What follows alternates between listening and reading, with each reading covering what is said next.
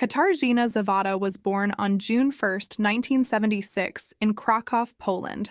She was the only child in her family and received all the care and support from her loving parents. Katarzyna and her father had a very strong bond. She saw him as a role model, and they were always together. Katarzyna was an introvert and not very talkative, but she completely changed when she was with her father, feeling confident and protected. In January 1996, when Katarzyna was about to turn 10, her father took her on a trip, as they had done many times before because it was something they enjoyed doing together.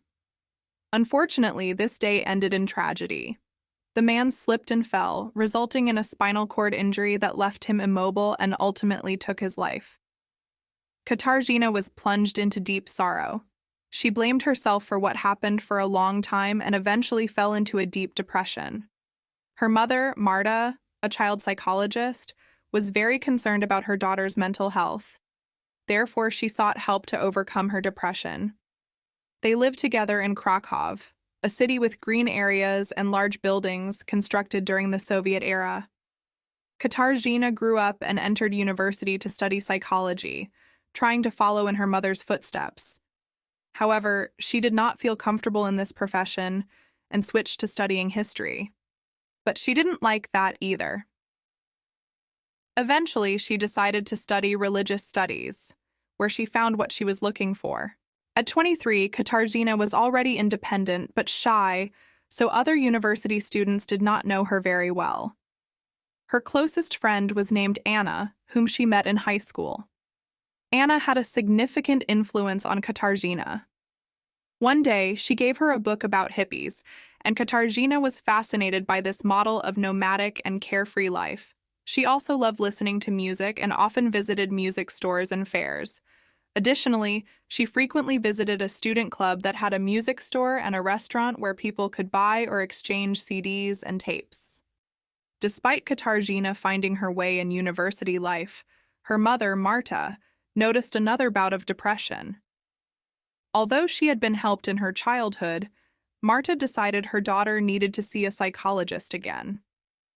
Katarzyna also knew it was the best option, and for several months, her mother accompanied her to consultations. Marta waited outside while Katarzyna was with the specialist. Then they would go for a walk before going their separate ways home. But on November 12, 1996, something changed. Katarzyna did not arrive for her 6 p.m. appointment with the psychologist. This was unusual since she was always very punctual. Her mother immediately realized something was wrong and went to Katarzyna's home to look for her, but she wasn't there. At that time, Kraków had many religious sects that recruited young people.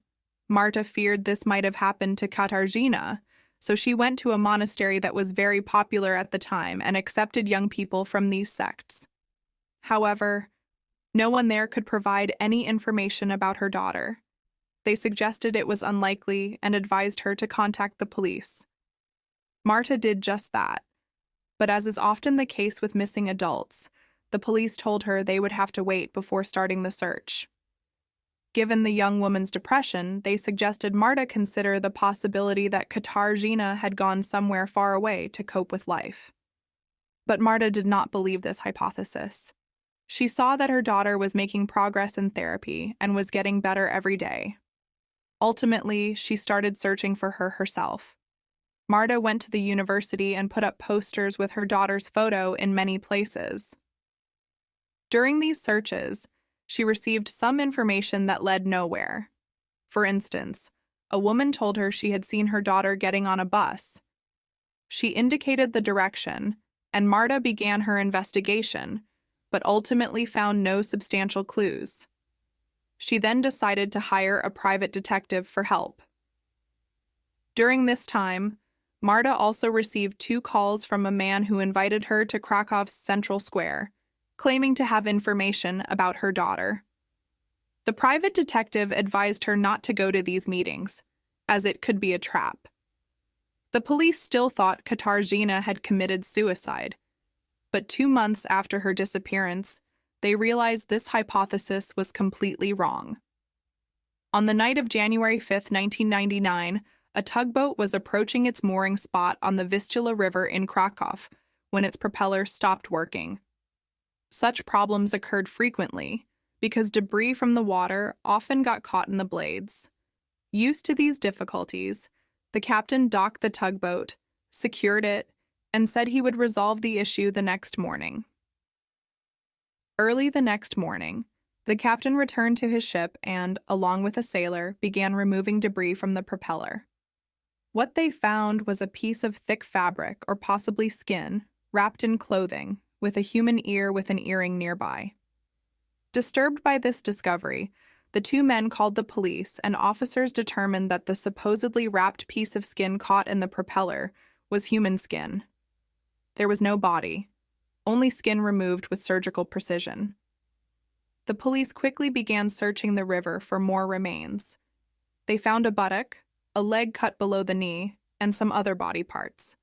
But the body itself was not found. They ultimately had to use DNA to identify the victim. Since the discovery of the skin, they already had a potential victim in mind. Katarzyna, a 23-year-old girl who had gone missing and was being searched for by her mother. After conducting an examination, it was confirmed that the skin and body parts found in the river indeed belonged to Katarzyna. The police began to profile the person who could have done this horrific thing to her. They hypothesized that it was a sexual maniac, but not a typical one. They thought it was a man who wanted to be a woman and realized his fantasy by literally putting himself in a woman's skin. According to the forensic pathologist, it was determined that the skin had been removed from the young woman's body while she was still alive. The police called Katarzyna's case one of the most horrific incidents in the country and were determined to find the culprit. During the investigation, officers discovered that Katarzyna had not attended university classes for 3 weeks before her disappearance. Marta hadn't noticed this because her daughter followed her usual daily routine, and she had no reason for suspicion. Katarzyna told her mother that she left home at the same time and returned when classes at the university were over. Difficulties reconstructing the last days of the girl's life since she had only 2 friends, Anna, whom we already mentioned, and another girl named Hola. Both stated that they knew very little about Katarzyna's true thoughts, as she was very secretive. The classmates at the university weren't much help either. They said that she attended classes but sat at the back of the room and didn't interact with any of the students. When she started skipping classes, no one noticed because she was very reserved. It turned out that before her murder, Katarzyna made some changes to her appearance. She started losing weight and dyed her hair from black to blonde. Investigators then began to suspect that she had met someone, fallen in love, and wanted to look better.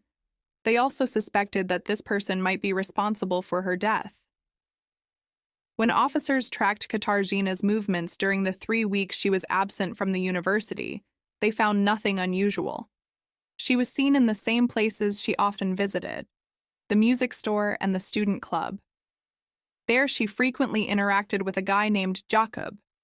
Some people said it seemed like Katarzyna was in love with him, but since Jakub had a girlfriend, they were just good friends who often exchanged records and read the same books. The police investigated Jakub and found that he had a solid alibi for the days of her disappearance, so they ruled him out. Officers feared that the killer might strike again and asked their best criminalists to present a profile of the perpetrator. They hypothesized that it was a man aged 20-30 with a severe mental disorder, a psychopathic sadist with a narcissistic personality and above-average intelligence who enjoyed hunting or fishing. Judging by the precision of the skinning, they concluded that he could have been a surgeon, butcher, veterinarian, or even a tailor. Officers also said that he stalked Katarzyna before choosing her as a victim. Based on the assumption that he wanted to wear her skin, they concluded that the man must have had a similar build to her. They also speculated that he got close to her and gained her trust, likely building a relationship based on her interests in music and bookstores. The brutality of the murder was seen both as directed at the victim and as the killer's own anger, hating her for being a woman because he wanted to be one, but couldn't. The police searched among all criminals who fit the description, but unfortunately, they found no one. Years passed, and in 2000, thanks to new advancements in DNA technology, forensic pathologists re-examined Katarzyna's remains. This time, they found DNA on her skin belonging to another person. Unfortunately, they couldn't find a match in their database of suspects. Despite the profile suggesting that the killer was a repeat offender, nothing was found about him in the police database. There were no DNA matches and no similar cases before or after Katarzyna's murder. They were unsure what had happened and began to think that the man might have moved or died. In 2012, Katarzyna's case was reopened. The latest technologies available were used, including three-dimensional scanning of the body. The police wanted to see the extent of internal and external skin damage. The scan showed that the girl had received numerous blows to her body, and judging by the type of injuries, they suspected that the attacker was someone very skilled in martial arts.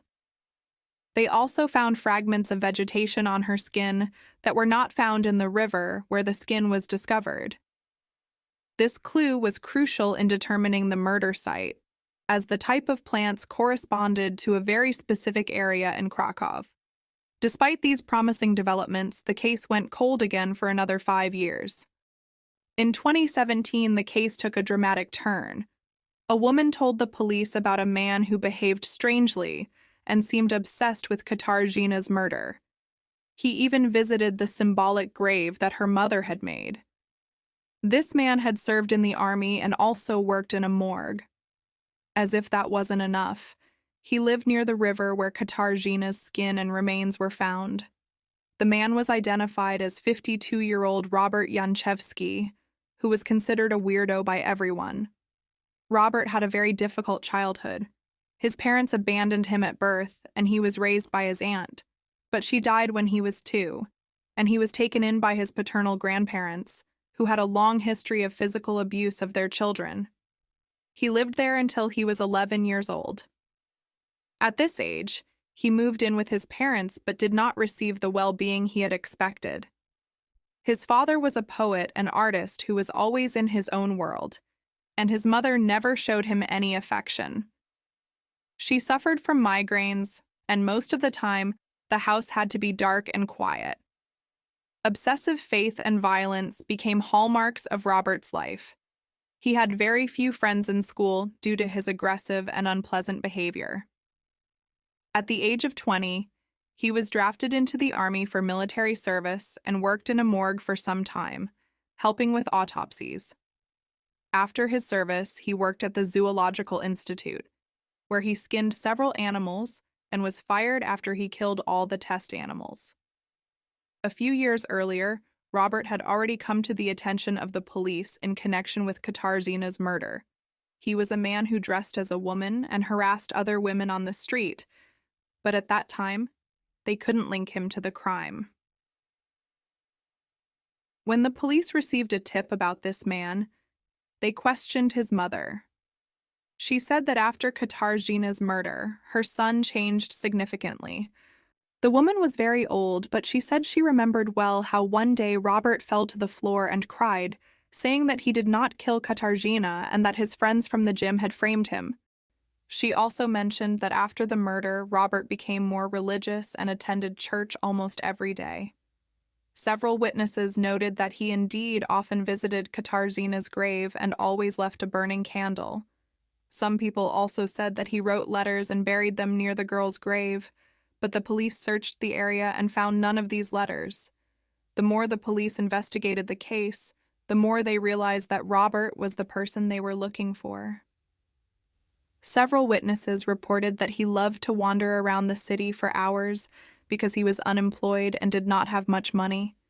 They said he was passionate about cinema and frequently walked around the market square, pretending to be interested in music and books. Robert had followed Katarzyna for several days and knew what she was interested in, so he approached her to talk about it. Thanks to various witnesses, The police were able to establish that the two knew each other, but Robert vehemently denied knowing the girl. After some time, the police discovered a detailed diary in which the man wrote about the women he stalked. The diary entries were not made public as the prosecutor requested it to be classified as a secret document. It was very important for arresting the person and bringing him to trial. The police found out that Katarzyna and Robert met while talking about music and books and that they went to the cinema several times. This is confirmed by several eyewitness accounts who saw them together at that time. Katarzyna was very vulnerable during that period of her life, so she appreciated the attention Robert gave her. It is even known that she changed her hair color from black to blonde because Robert preferred that color. They had a good friendly relationship, and on the day of her disappearance, he invited her to visit his family's cabin in the morning. This cabin was abandoned and never used. Katarzyna agreed, not realizing that at that moment, this person intended to take her life. When they arrived at the cabin, he began a horrific ritual. Robert hit her to make her lose consciousness, and after that, he started to skin her, causing her to lose her life. Once he removed the skin, he put it on himself as if it were a suit. However, it didn't fit him. Robert was very angry and decided to dispose of Katarzyna's body, keeping some parts and the horrific skin suit he made. A few days later, he got rid of it along with the body parts he had kept, throwing everything into the river, hoping no one would find it.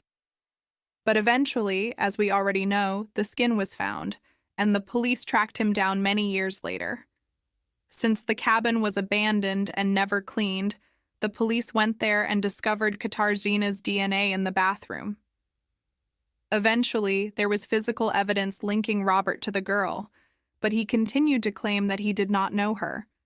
By this time, his story had completely fallen apart, as Robert's mother stated that the cabin had not been used for many years, and that no one went there except her son. Robert Janczewski is currently still in custody for the murder of Katarzyna Zawada.